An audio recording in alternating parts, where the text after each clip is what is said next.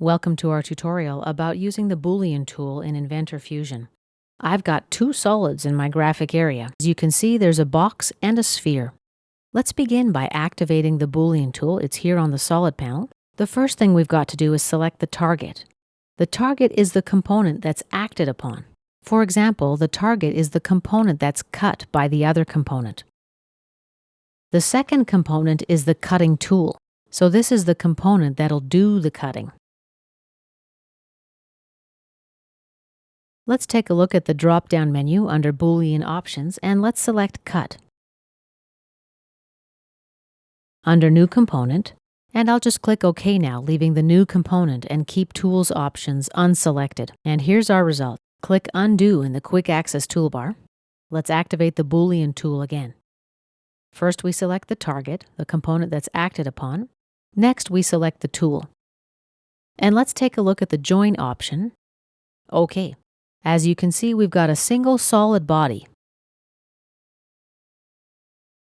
Let's click Undo.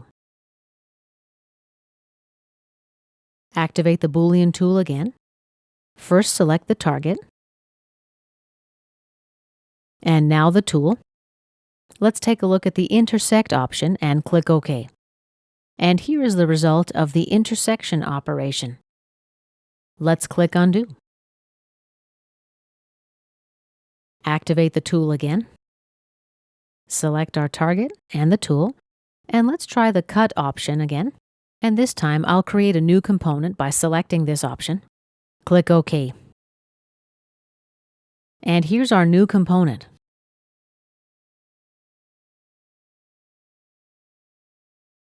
Let's click Undo in the Quick Access toolbar again. Activate the Boolean command. This time I'm going to keep the tool, which is Revolve 1. Let's select the target. Now the tool. And I'll use the Cut option. Select Keep Tools and click OK.